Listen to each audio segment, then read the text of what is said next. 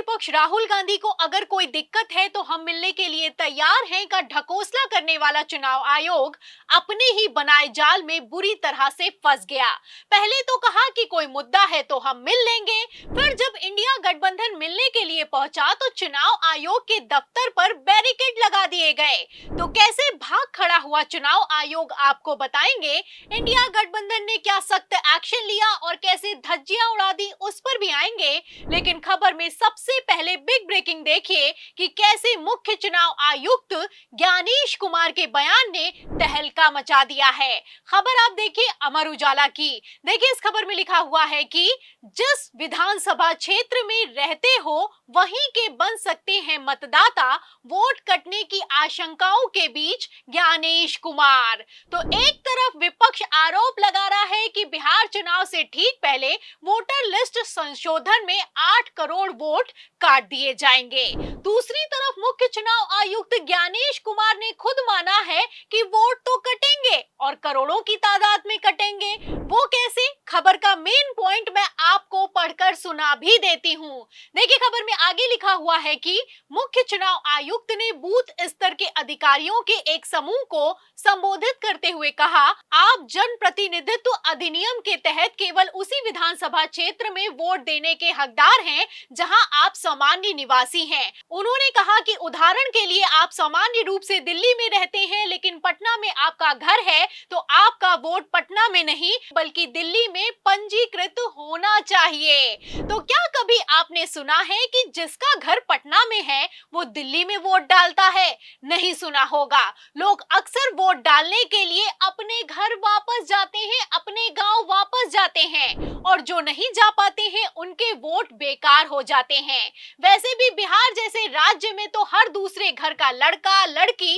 रोजगार की तलाश में पड़ोसी राज्यों में जाते हैं, फिर वहीं बस जाते हैं। तो क्या ऐसे हालातों में करोड़ों की तादाद में वोटर्स बिहार की वोटर लिस्ट से काट दिए जाएंगे? लगभग 3 करोड़ के आसपास जो रजिस्टर्ड है। अगर नॉन रजिस्टर्ड की बात करें तो लगभग 4.5 से 5 करोड़ की संख्या हो जाती है। वो कब आएंगे, क्या करेंगे, नहीं होगा, उनका कैसे बनेगा रे भाई?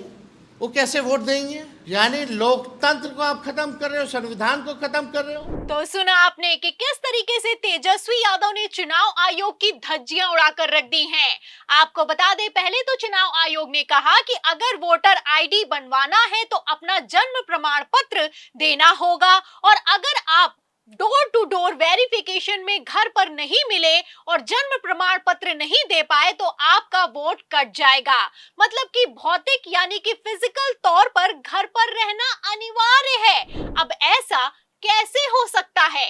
आप सब लोग जानते हैं कि बिहार के नौजवान पलायन करते, कोई हैदराबाद के होटल में काम कर रहा, कोई मुंबई के, कोई दिल्ली होटल में काम कर रहा, कोई पंजाब के खेतों में काम कर रहा है और सीमांचल का एरिया, स्पेसिफिक एग्जांपल दे रहा हूं। अब आप थोड़े दिन के बाद देखेंगे 1.5-2 महीने वो तकरीबन एरिया सीमांचल कट ऑफ रहता, हजारों एकड़ जमीन पानी फ्लड से कट जाती, गांव कट जाते, घर बह जाते, कैसे होगा बताइए?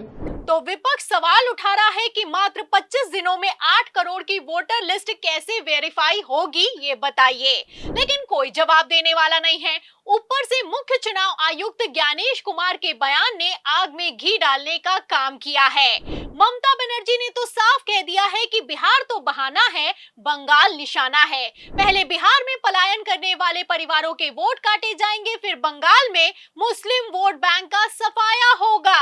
मतलब ना रहेगा बांस और ना बजेगी बांसुरी। तो क्या इसीलिए चुनाव आयोग घबरा रहा है? क्या बिहार चुनावों से पहले ईवीएम नहीं वोटर लिस्ट को फिक्स कर दिया गया है? आपको बता दें कि इस फैसले को लागू करने में चुनाव आयोग की इतनी हालत खराब हो रही है, इतनी हालत खराब हो रही है कि पहले तो विपक्ष को मिलने के लिए बुलाया, फिर जब विपक्ष के नेता मिलने के लिए पहुंचे तो बैरिकेड लगा दिया गया। तस्वीरें आप देख सकते हैं। एक तरफ खबर ये निकलकर सामने आई कि टीएमसी के नेता चुनाव आयोग से मिलने के लिए जाएंगे, वहीं दूसरी तरफ बैरिकेड से पुलिस बल तक को को तैनात कर दिया गया। जबकि डरने वाली कोई बात नहीं है, टीएमसी के नेता गए और मिलकर चले भी आए।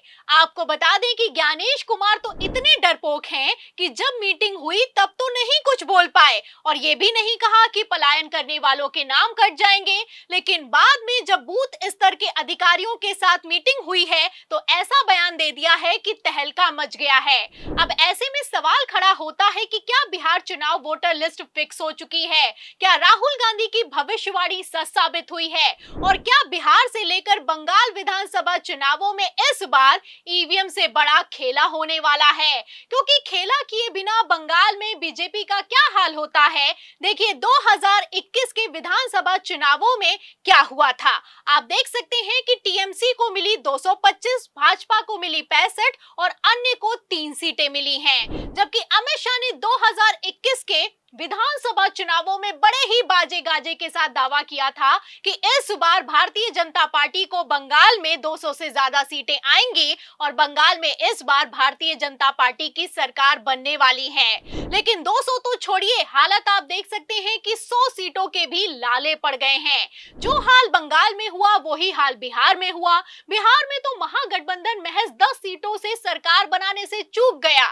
ऐसे हालातों में गृह मंत्री अमित शाह जहां एक तरफ अपनी नाक बचाने में जुटे हैं, वहीं दूसरी तरफ चुनाव आयोग ने बड़ा खेला फिक्स कर दिया है। मुख्य चुनाव आयुक्त ज्ञानेश कुमार ने तो बयान भी दे दिया है। अब इस बयान के बाद क्या इंडिया गठबंधन सुप्रीम कोर्ट जाएगा? आपको क्या लगता है? इस सवाल के जवाब में इस पूरी रिपोर्ट पर, अमित शाह की हालत पर, चुनाव आयोग के खेल पर और सबसे बड़ा सवाल बंगाल से लेकर बिहार के चुनावों पर, जो भी आप सोचते हैं हमें कमेंट बॉक्स में जरूर लिखें। वीडियो को ज्यादा से ज्यादा शेयर करें, हमारे चैनल को लाइक करें, सब्सक्राइब करें, ज्वाइन करें। फिर मिलती हूँ अगली खबर के साथ, तब तक के लिए धन्यवाद।